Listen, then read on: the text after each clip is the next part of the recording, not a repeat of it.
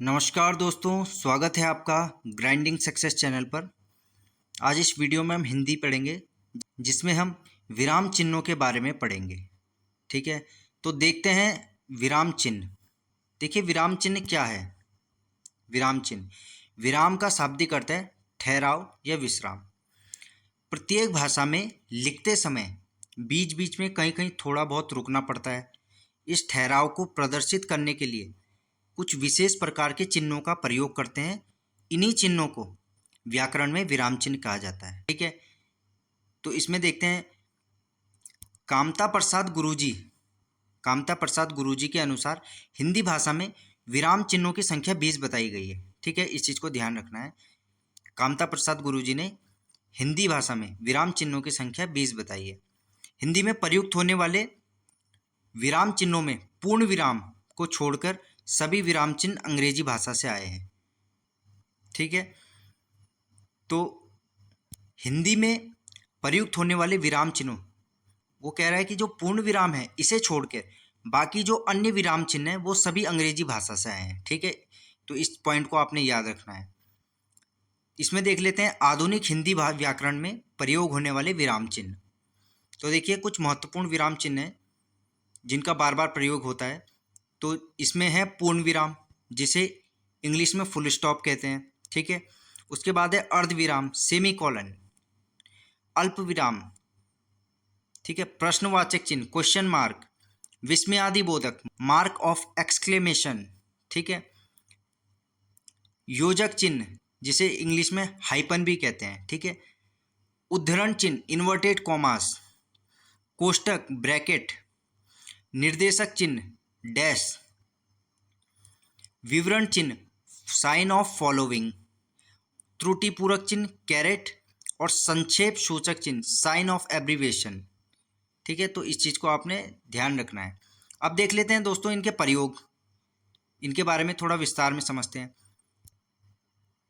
तो देखिए, विराम चिन्हों का प्रयोग, पूर्ण विराम जिसे इंग्लिश में फुल स्टॉप कहा जाता है, तो ये है फुल स्टॉप। तो इसका उदाहरण देखते हैं, राजा एक अच्छा लड़का है। तो जैसे देखिए, ये वाक्य है राजा एक अच्छा लड़का है। जब ये वाक्य खत्म हो गया तो इसके आखिरी में जो ये लगा है ये पूर्ण विराम चिन्ह है। देखिए, जैसे राजा एक अच्छा लड़का है, तो जब ये सेंटेंस पूरा हो गया, जब ये वाक्य पूरा हो गया, तो इसके आखिरी में जो ये लगा है यही विराम चिन्ह है। ठीक है, इस चीज़ को आपने ध्यान रखना है। ठीक है, एक और इसमें है सदा सत्य बोलो, इसके बाद पूर्ण विराम चिन्ह लगा दिया। तो ये उदाहरण है इसके। अर्धविराम, सेमी कॉलन, तो अर्धविराम का ये चिन्ह है, एक बिंदी नीचे कॉमा। तो इसके उदाहरण देखते हैं, जब वह मेरे पास आएगा, तो इसमें अर्धविराम लगा, तब मैं उसे रीना के बारे में बताऊंगा। ठीक है, उसने पूरे साल परिश्रम किया, फिर रुका, अर्धविराम लगा, परंतु वार्षिक परीक्षा में उत्तीर्ण नहीं हुआ। ठीक है, तो ये जो चिन्ह इसमें वाक्यों में प्रयोग हो रहा है यही विराम चिन्ह है। ठीक है, तो इसमें आगे देख लेते हैं और विराम चिन्ह। तो जैसे है अल्प विराम, जिसे इंग्लिश में बोलते हैं कॉमा। तो देखिए, इसके नाम में इसका अर्थ छुपा है, अल्प मतलब थोड़ा, थोड़ा सा विराम रखना है। तो ये अल्प विराम, ये है अल्प विराम का चिन्ह, ये अल्प विराम। तो देखिए, जैसे किसी के नाम लिख रहे हैं, जैसे सोहन, सोहन, उसके बाद हल्का सा विराम कॉमा, जैसे अल्प विराम, फिर मोहन, मोहन, फिर अल्प विराम, फिर दिनेश। तो किसी के नाम यदि हम लिख रहे हैं तो उनके बीच में जो थोड़ा सा प्रयुक्त, तो उनके बीच में जो थोड़ा सा हम रुक रहे हैं, तो वहाँ पे जिस चिन्ह प्रयुक्त हो रहा है यही विराम चिन्ह है। ठीक है, जैसे राकेश, फिर थोड़ा रुका, तो यहाँ पे अल्प विराम लगा, खड़े हो जाओ। ठीक है, मुकेश की मासिक आय, हाँ, यदि इस और ये देखिए, जो ये नंबर है ना, जैसे हम यदि बोलते हैं कि भाई उसकी मासिक आय कितनी है, तो 50, फिर कॉमा लगाते हैं बीच में, तो इस संदर्भ में भी इसका प्रयोग किया जाता है अल्प विराम का। ठीक है, जैसे मुकेश की मासिक आय 50,000 रुपये, ठीक है, तो 50,000 ऐसे लिखा जाता है, तो इसमें बीच में कॉमा भी लगाते हैं कई जगह। ठीक है, तो यहाँ पे भी अल्प विराम का प्रयोग होता है। इसमें और ऑप्शन देख लेते हैं, जैसे राजेश कल बीमार था इसलिए विद्यालय नहीं आ सका। ठीक है, जैसे भागो भागो बाढ़ आई, जैसे भागो भागो भागो भागो, जैसे एक ही शब्द की पुनरावृत्ति हो रही है, मतलब एक ही शब्द 2 बार आ रहा है, तो इसके बीच में हल्का सा रुक के फिर भागो भागो जैसे बाढ़ आई, तो इसके बीच में जो हल्का सा रुक रहे हैं हमें इसे, तो यहाँ पे जो है अल्प विराम का प्रयोग होगा। ठीक है, नेक्स्ट देख लेते हैं इसमें प्रश्नवाचक चिन्ह, क्वेश्चन मार्क। ठीक है, आपने देखा ही होगा क्वेश्चन मार्क, क्वेश्चन मार्क। तो किसी से भी जैसे हम कुछ भी प्रश्न पूछ रहे हैं, बताइए वह कौन सी कक्षा में पढ़ता है, तो वह कौन सी कक्षा में पढ़ता है, कौन सी कक्षा में पढ़ता है, पढ़ता है। ठीक है, इस चीज़ को यहाँ पे करेक्शन कर लीजिए, पढ़ता है। तो इसमें आएगा क्वेश्चन मार्क, क्योंकि हम उससे सवाल कर रहे हैं। जैसे पूछ लेते हैं उसका जन्म कब हुआ, तो उसका जन्म कब हुआ, तो इस वाक्य के जो अंत में ये जो चिन्ह लग रहा है ये है प्रश्नवाचक चिन्ह। ठीक है, और इन्हें ही विराम चिन्ह कहते हैं। इसमें और देख लेते हैं विस्मयादि बोधक चिन्ह, विस्मयादि बोधक चिन्ह, मार्क ऑफ एक्सक्लेमेशन। ठीक है, तो इसका सिंबल कैसा है, इसका चिन्ह कैसा है, ये है विस्मयादि बोधक चिन्ह। हर्ष, शोक या आश्चर्यचकित हो जाना, आश्चर्यचकित शब्दों में इस चिन्ह का प्रयोग होता है। ठीक है, तो देखिए उदाहरण से समझ लेते हैं। हाय, यह क्या हो गया, तो जैसे लिखा है हाय, हाय, उसके तुरंत बाद इस चिन्ह का प्रयोग, विस्मयादि चिन्ह, यह क्या हो गया, वाह, आश्चर्य, वाह, तुम तुम धन्य हो, हे ईश्वर यह क्या हो गया, शोक, हे ईश्वर, तो हे ईश्वर के बाद ये जो चिन्ह आ रहा है यही विस्मयादि बोधक चिन्ह है, हे ईश्वर यह क्या हो गया। ठीक है, तो विस्मयादि बोधक चिन्ह का प्रयोग आपने समझ लिया है। हर्ष, शोक, आश्चर्यचकित हो जाना, तो इस चीज़ में ये विस्मयादि चिन्ह का जो प्रयोग होता है ऐसे वाक्यों में। ठीक है, नेक्स्ट है योजक चिन्ह, इसे इंग्लिश में बोलते हैं हाइपन, योजक चिन्ह, इसे इंग्लिश में हाइपन भी कहते हैं। ठीक है, तो इसका होता है, ये ज़्यादा बड़ा नहीं, ये इतना छोटा सा, जैसे ये है। तो इसके उदाहरण देखते हैं, जैसे अपना पराया, छोटा बड़ा, अच्छा बुरा, आकाश पाताल, माता पिता, सुख दुख, लड़, लिखना पढ़ना। ठीक है, तो इन चीज जो इन ऐसे शब्दों के बीच में जो ये चिन्ह प्रयोग हो रहा है इसे ही योजक चिन्ह कहते हैं। ठीक है, अपना पराया, छोटा बड़ा, अच्छा बुरा, आकाश पाताल, माता पिता, सुख दुख, पढ़ना लिखना, लिखना पढ़ना। ठीक है, और दो समान शब्दों की पुनरुक्ति होने पर भी उनके बीच में, दो समान शब्दों की पुनरुक्ति होने पर उनके बीच में, तो जहाँ पर एक शब्द 2 बार आ रहा है, जैसे बार बार, धीरे धीरे, कभी कभी, चलते चलते, देखिए जैसे बार बार, बार बार। ठीक है, तो इसके बीच में जो ये प्रयोग हुआ है यही योजक चिन्ह है। धीरे धीरे, धीरे धीरे, तो धीरे धीरे जो इनके बीच में ये प्रयोग चिन्ह हुआ है, ये चिन्ह यही योजक चिन्ह है। ठीक है, इसे इंग्लिश में हाइपन कहते हैं, हाइपन। नेक्स्ट है उद्धरण चिन्ह, जिसे बोलते हैं इन्वर्टेड कॉमास। ठीक है, उद्धरण चिन्ह, इन्वर्टेड कॉमास, तो इसका ये, इसका सिंबल, इसका चिन्ह ये है, ये है इन्वर्टेड कॉमास। ठीक है, इसे देख लेते हैं उदाहरण, दोहरे उद्धरण चिन्ह, तो ये जो है ये है दोहरे उद्धरण चिन्ह, जो ये है। ठीक है, जब किसी व्यक्ति के कथन को उसी के शब्दों में ज्यों का त्यों हम लिख लेते हैं तो उसे उद्धरण चिन्ह के बीच लिखा जाता है। ठीक है, या लो मानो किसी व्यक्ति ने कोई कथन कहा है, तो यदि जब हम उसके कथन को एज इट इज़, जैसा उसने कहा है सेम उसी शब्दों में लिख लेते हैं तो इस चिन्ह का प्रयोग किया जाता है। देखिए जैसे उदाहरण से समझते हैं, सुभाष चंद्र बोस ने कहा था तुम मुझे खून दो मैं तुम्हें आज़ादी दूंगा, तो सुभाष चंद्र बोस जी के ये शब्द थे, तुम मुझे खून दो मैं तुम्हें आज़ादी दूंगा, तुम मुझे खून दो मैं तुम्हें आज़ादी दूंगा। तो जो इस वाक्य में, इस वाक्य को हमने जो एज इट इज, जैसा उन्होंने बोला था ज्यों का त्यों वैसा ही हम लिख रहे हैं, तो इसमें उद्धरण चिन्ह, और उद्धरण चिन्ह भी कौन सा, दोहरा उद्धरण चिन्ह का प्रयोग होगा। ठीक है, इस चीज़ को आपने ध्यान रखना है। देखिए जब किसी व्यक्ति के कथन को हम उसी के शब्दों में, जैसा व्यक्ति ने, जैसा व्यक्ति के द्वारा कथन कहे गए हैं सेम ज्यों का त्यों वैसा ही लिखते हैं, तो उसे जो है उद्धरण चिन्ह के बीच लिखा जाता है, ठीक है। और उद्धरण चिन्ह भी कैसा, दोहरे उद्धरण चिन्ह के बीच, ठीक है। तो जैसे आपने एग्जाम्पल देख ही लिया है, सुभाष चंद्र बोस जी ने कहा था तुम मुझे खून दो मैं तुम्हें आज़ादी दूंगा, तो ये सुभाष चंद्र बोस जी के कथन थे। इसके बाद देख लेते हैं इकहरा उद्धरण चिन्ह। यह है इकहरा उद्धरण चिन्ह। इकहरे उद्धरण चिन्ह, तो देखिए इकहरे उद्धरण चिन्ह, ये इकहरे उद्धरण चिन्ह है, ठीक है।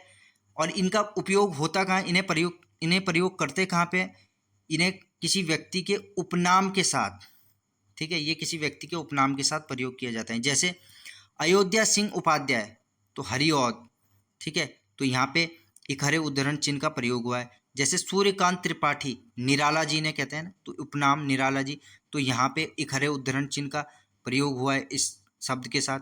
जैसे रामधारी सिंह दिनकर, तो जैसे रामधारी सिंह दिनकर है, तो ये उपनाम है दिनकर, तो यहाँ पे इकहरा उद्धरण चिन्ह का प्रयोग हुआ है, ठीक है।